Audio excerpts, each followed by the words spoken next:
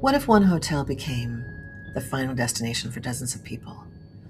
A place where guests checked in but never checked out, where serial killers slept beside ordinary tourists, where unexplained deaths stacked up for nearly a century, and where visitors still claim that something walks the hallways after midnight. Tonight we're stepping inside the Cecil Hotel. The heart of downtown Los Angeles is filled with history, but among its towering buildings stands one address that has become infamous around the world: the Cecil Hotel. To some, it's simply an old building with a tragic past. To others, it's one of the most haunted places in America. Since opening in 1927, the hotel has been linked to dozens of unexplained deaths, suicides, violent crimes, mysterious disappearances, and stories of ghosts that refuse to leave. Whether you believe in the paranormal or not, its history is undeniably disturbing. The Cecil Hotel wasn't built to be infamous. When it opened in 1927, it was considered luxurious. Marble floors, grand chandeliers, hundreds of guest rooms. Its owners hoped wealthy travelers would make it one of Los Angeles' finest hotels. But then, the Great Depression struck, businesses collapsed, crime exploded. The surrounding neighborhood, now known as Skid Row, became one of the poorest districts in America. Over the decades, the Cecil slowly transformed. Luxury guests disappeared. Long-term residents struggling with poverty moved in. Crime became common. Police were frequent visitors, and the hotel's dark reputation began to grow. The Cecil became known for tragedy. Over the decades, numerous people died there. Many deaths were ruled suicides, and others involved violence. One of the earliest widely reported cases occurred in the 1930s. A guest was found dead inside his room after taking poison. It wouldn't be the last. Year after year, another body, another investigation, another newspaper headline. In one particularly horrifying case, a woman fell from an upper floor. She struck a pedestrian below, killing them instantly. Both lives ended in a single terrible moment. As the years passed, stories of people jumping from windows became tragically common. The hotel's reputation grew darker with every decade. Eventually, even longtime employees admitted they had grown accustomed to seeing police and ambulances outside the entrance. In the 1930s, at least 6 suicides were reported, including poisonings, self-inflicted wounds, and falls from windows. These incidents contributed to its nickname, the Suicide Hotel. At least 16 documented deaths have been linked to the Cecil, including unexplained fatalities.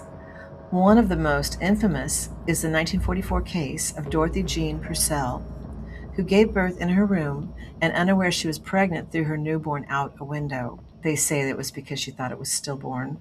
In 1947, rumors circulated that the Black Dahlia, Elizabeth Short, frequented the Cecil's bar before her murder.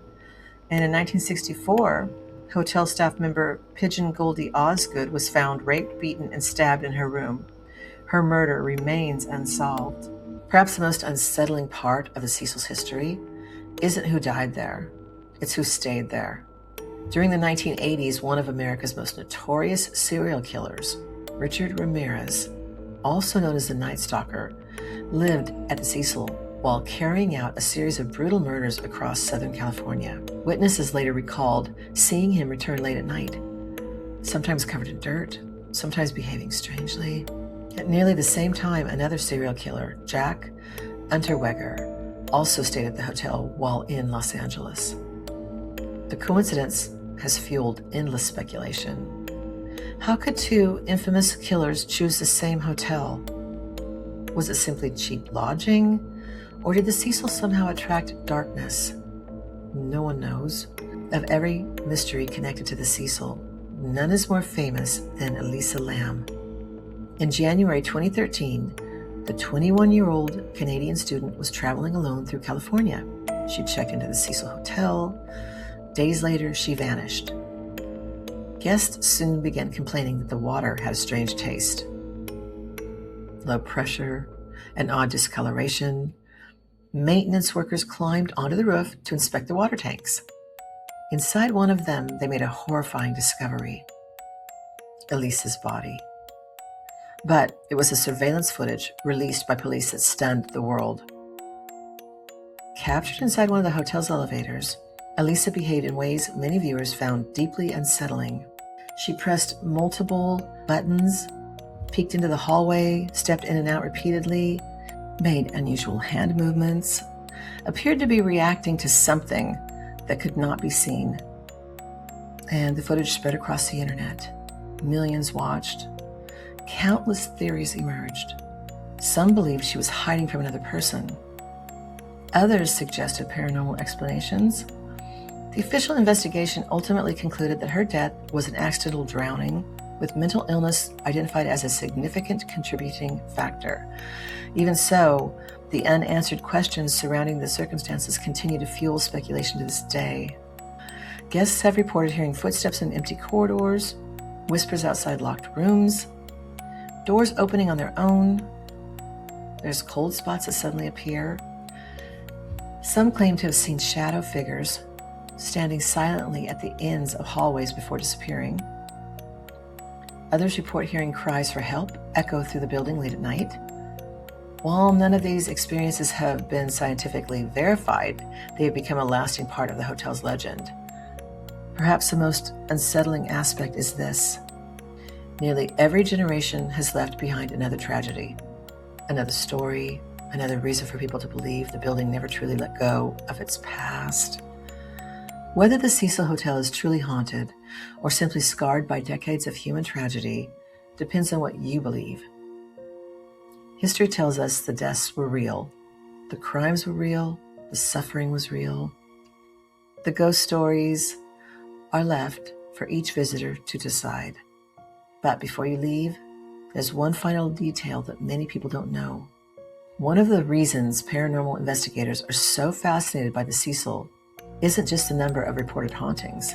It's that for nearly 100 years, every attempt to erase its dark reputation, from renovations and new management to even changing its name, has failed to separate the building from its past. For many people, that raises one unsettling question: can a place absorb decades of fear, violence, and grief? Or are the ghosts people report simply echoes of history refusing to be forgotten? If you ever find yourself standing outside the Cecil Hotel after dark, look up at the rows of silent windows. Because if the stories are true, you may not be the only one looking back. Okay, so after a little more research, I found that you can't stay at the Cecil Hotel anymore.